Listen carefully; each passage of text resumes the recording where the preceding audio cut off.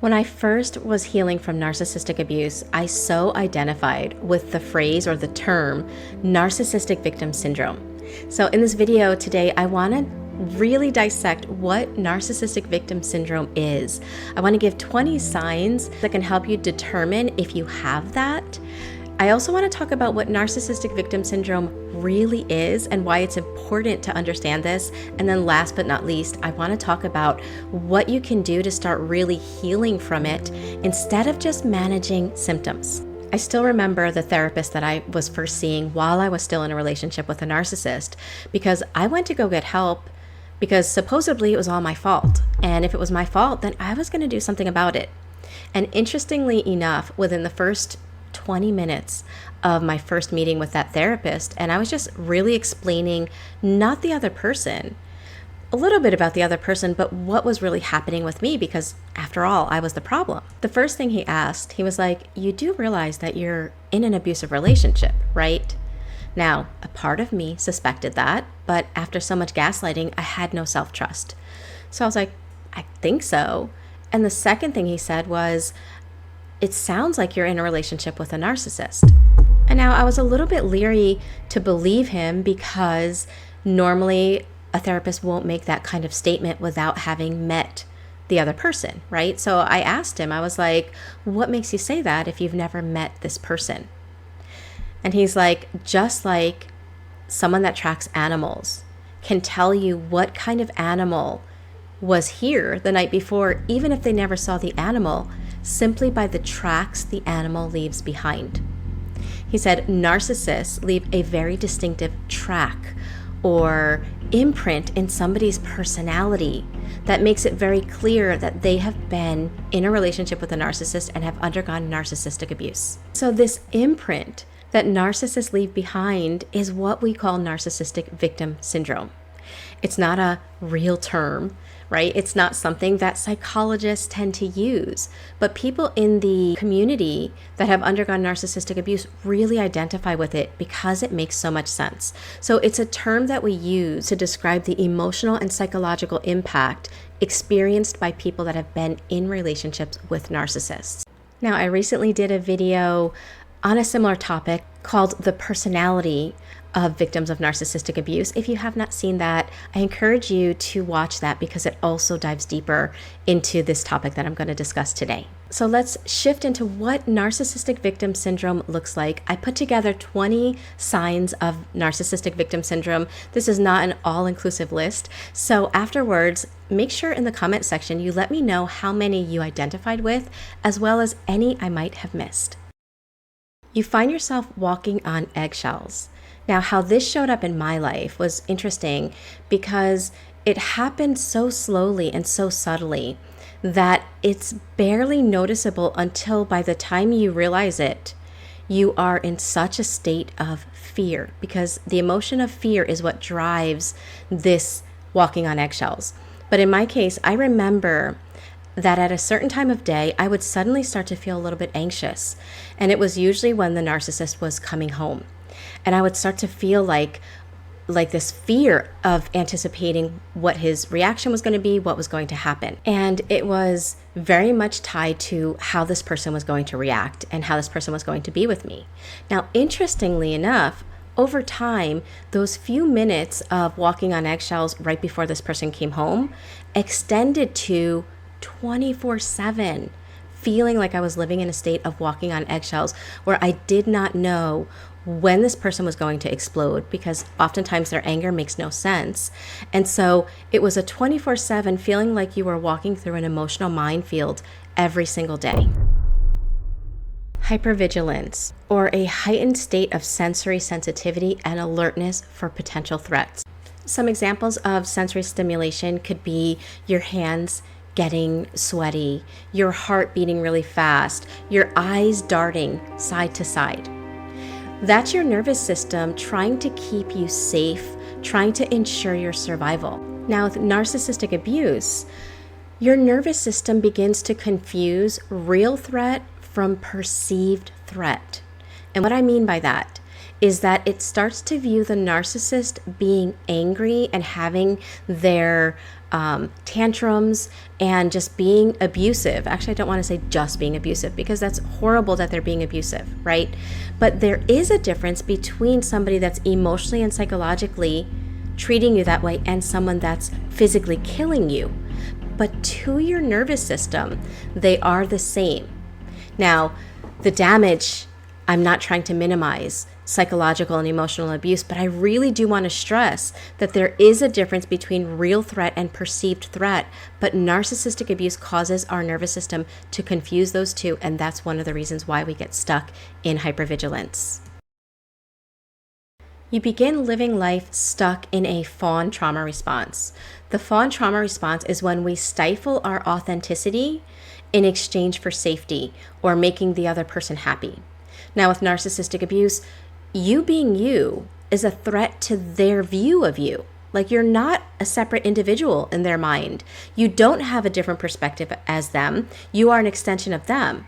So your very authenticity is a threat to how they perceive you, which means anytime you are being yourself, your real authentic self, you're going to be shamed, treated as if you're a bad person. You're going to be gaslit, attacked. And little by little, you start learning that being me is dangerous. Being me brings about pain. And your fawn trauma response starts kicking in. You have no boundaries. Now, this was so hard for me to realize when I was first healing. I didn't even realize what boundaries were. Then once I understood what boundaries were, I didn't feel like I was allowed to put them down. And so I could have all the knowledge in the world that I was allowed to have boundaries, but I couldn't seem to enforce them. And that's also a sign of narcissistic victim syndrome. It's extremely uncomfortable to be around somebody that's upset, angry, disappointed.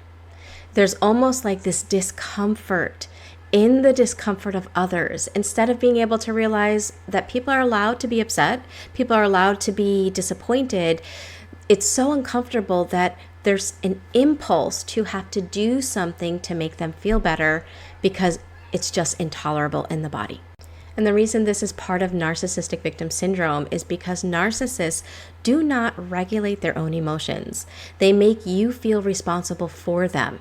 And so we internalize that and we feel responsible for the feelings of others. Because narcissistic abuse is so infested with gaslighting, it causes you to lose trust with your inner compass.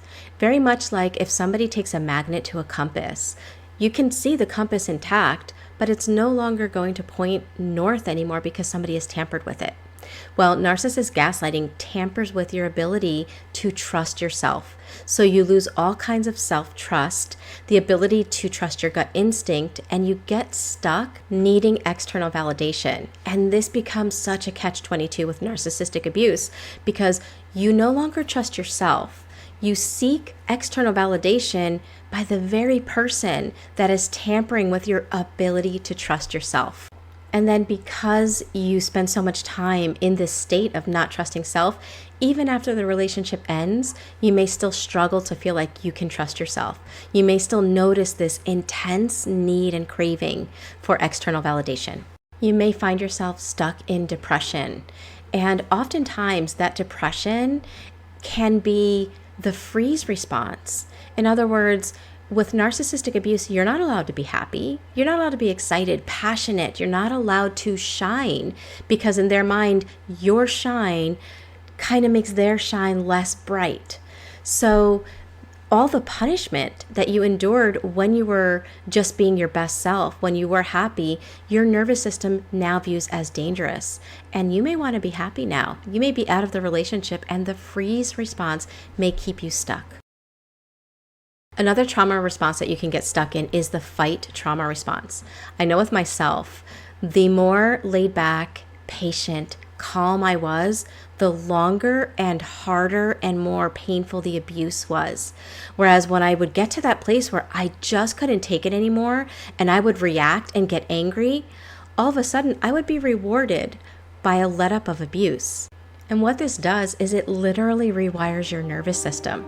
It can take a calm person with a super long fuse and change that person into somebody that has a very short fuse and that is very angry all the time.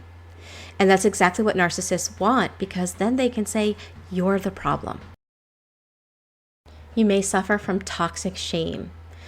There's a difference between feeling as if I did something bad and feeling as if I am bad. And when we're suffering with toxic shame, breathing hurts because it's almost like you feel like you don't even deserve any ounce of life or any ounce of goodness in your life. If you happen to do some healing from childhood trauma and you have some years of kind of working on yourself, right? And then you wind up in an adult relationship with a narcissist, something that you might notice is that your personality changes. All the things you used to love, your hobbies, your passions, the things that you were good at, you slowly stop doing.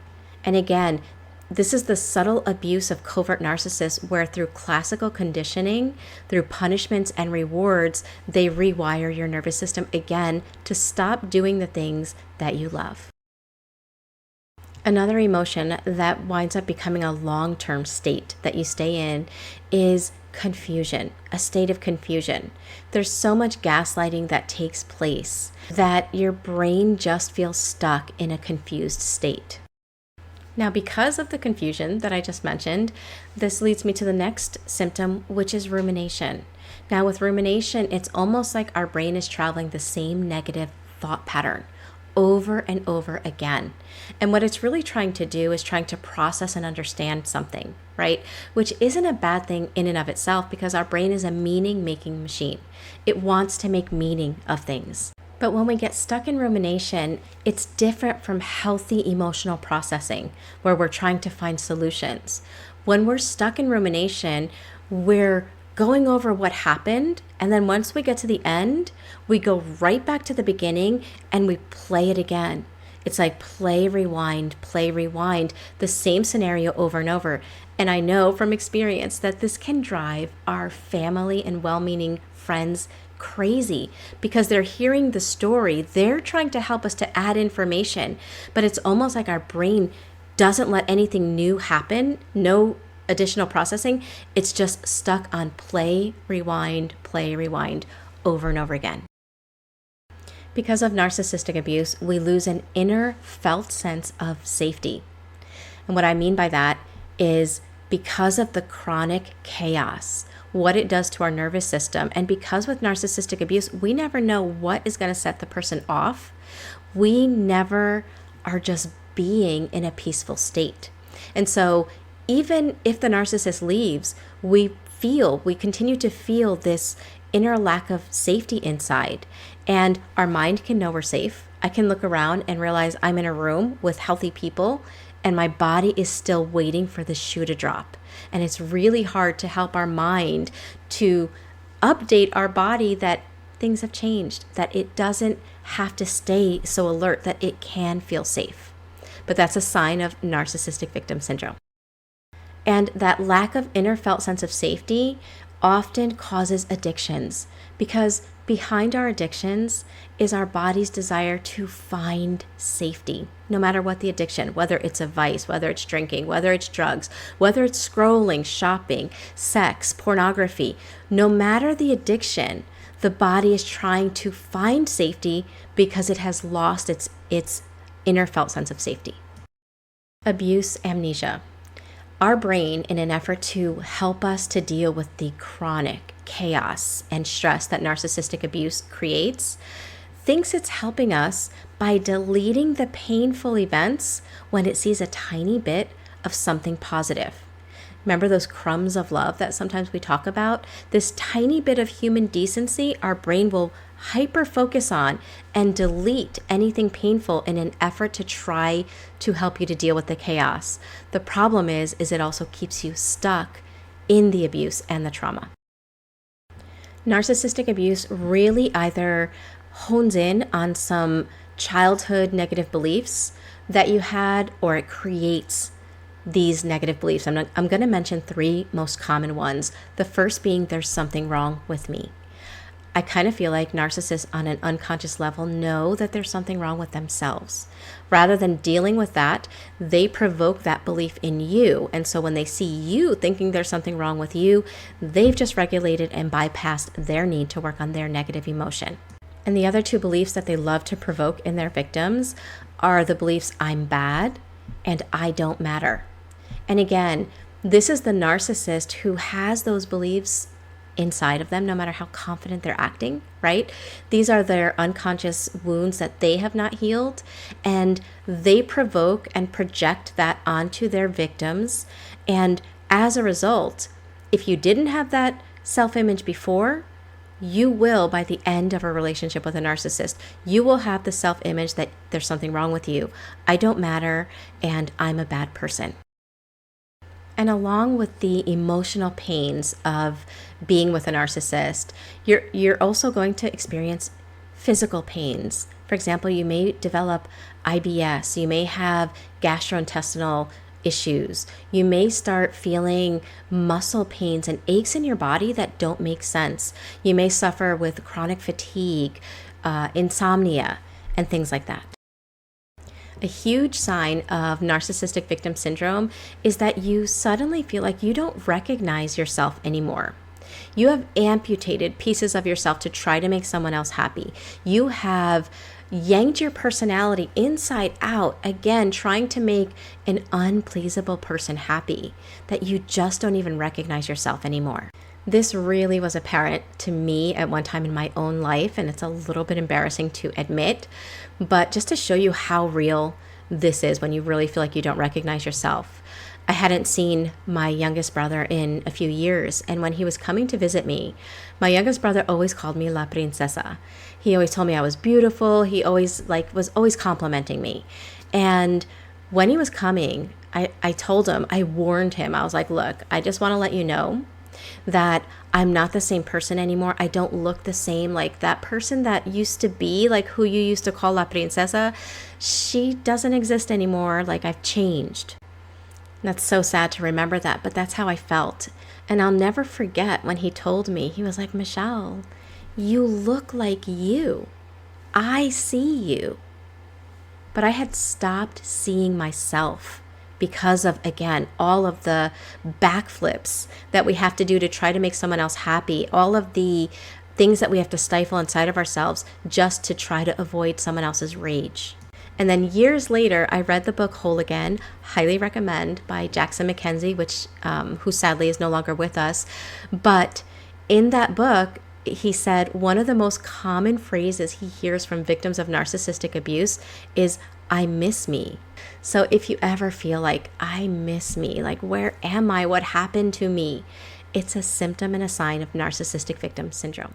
You may feel like you're stuck living life in a very polarized state, where you're either way up here in anxiety or way down there in depression, and you're slammed up and slammed down, and there's no fluctuation, comfortable fluctuation in between.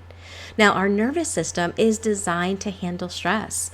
It's designed to have a nice ebb and flow with activation and then relaxation. Sympathetic nervous system, parasympathetic nervous system. But narcissistic abuse disrupts our nervous system. Kind of like if there are a lot of things plugged into an outlet and then there's a short circuit, narcissistic abuse short circuits our nervous system, and it stays that way even if the narcissist is gone. Life changes from living life and enjoying life to managing the coping skills that you developed as a result of this relationship, managing the symptoms of what this relationship did to your nervous system. Now, I know I told you guys I was going to give you 20 symptoms, but I just thought of 3 more that I don't want to pass up. One is emotional flashbacks. Another is self-abandonment. And with self-abandonment, what I mean is you are always doing for others and not yourself. And when you're kind of working through the trauma and you're trying to heal, the ability to be with your emotions isn't there. We abandon our feelings because they were abandoned for so long outside of self that we internalize that.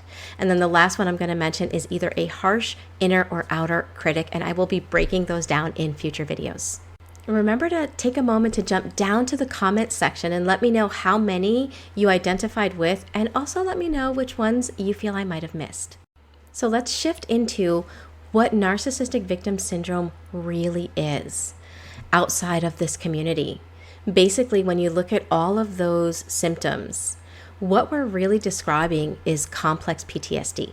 And the reason this is so important to understand is because when we're focusing on narcissistic victim syndrome, we're still focusing on the abuser and what they did, which, by the way, we have to. There is a place for that. I never would have been able to heal had I not first understood narcissistic abuse.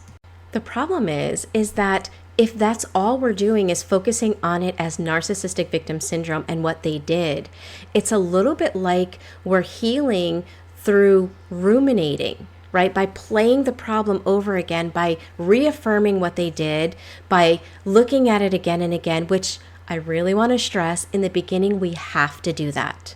We have to do that because that repetition brings us back into reality, right? Because the narcissist convinced us that our reality was not reality. So in the beginning, staring at what they did and learning about what they did helps to reground us in reality. But eventually we start to realize no amount of knowledge about them is helping my nervous system to get me back. And that's where we start really understanding the CPTSD recovery part. And again, each at its own time, and everyone gets there at their own pace. I kind of liken it to the fact that when an infant is born, they cannot eat solid food. It would not be possible. They cannot digest it. It would do more harm than good. If I started my healing journey really focusing on myself and the CPTSD part of it, I would not have been able to digest it. I probably would have shamed myself and blamed myself as if it was my fault. So I first had to have the milk like an infant has at first, right? The information about what they did, helping me to kind of understand, gain that understanding. And then I could go to the solid food of understanding what I needed to do to help my nervous system to heal. And I will be honest with you guys, it is easier, it is more comfortable to stare at the narcissist than it is to shift into the CPTSD recovery. Because when we shift into the CPTSD recovery, we start uncovering the deep, painful wounds, the soul wounds that are there inside. And that is not easy. But I liken that part to an operation. We may not enjoy an operation, right? It may come with pain. It may come with needing help to work through that, some kind of physical therapy, whatever. But we do it because of the long-term benefits. And that's how I see CPTSD recovery.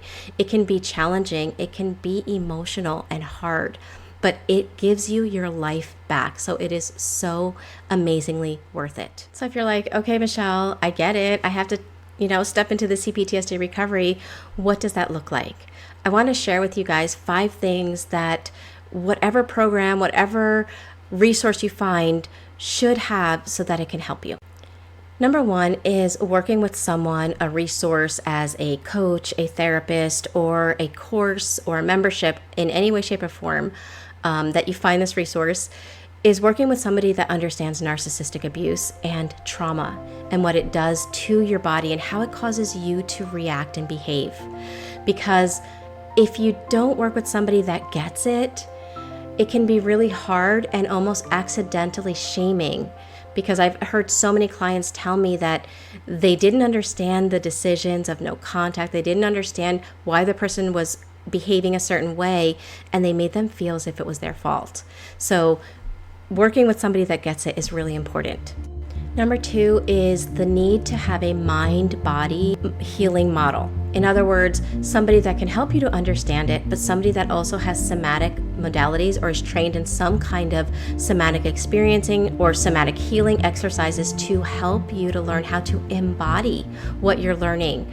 Otherwise, you can have all this knowledge, even with CPTSD, and you'll feel like your mind wants to go that way, but your body's staying stuck. And so you need a mind-body healing modality to help you to work through that. Number 3 is look for something that offers live assistance. Courses are great. I'm not going to lie. I've done so many courses and found a lot of benefit from them. But without live help, I don't think I could have done it. This type of abuse is so deep. It is so layered. It is so nuanced that having somebody that can help you through the times where you can't seem to figure out how to apply something, or something's not working the way you think it is supposed to, or you thought it was supposed to, and you need that assistance. So live help is vital. Number 4 is being able to heal inside of a safe community.